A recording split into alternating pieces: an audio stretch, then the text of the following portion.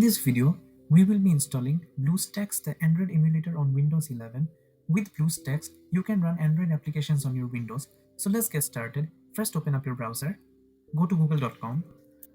In the search field, type BlueStacks and press enter.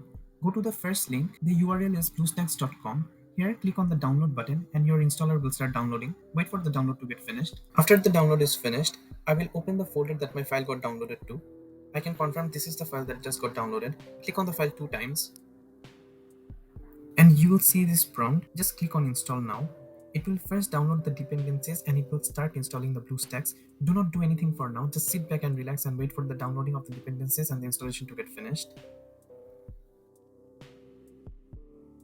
After the installation, your BlueStacks will start automatically.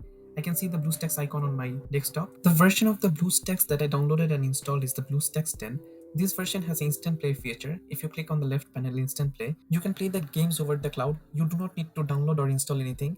So suppose if I want to play this racing game, I click on the racing game. I can see that the game has started on my browser. I can record the game with this button. Just start recording.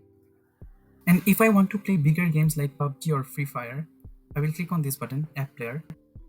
Click on System Apps, click on Play Store, sign into the Play Store, and now you can download and install the applications that you want. So that is how you install BlueStacks on Windows 11. Thank you so much for watching the video.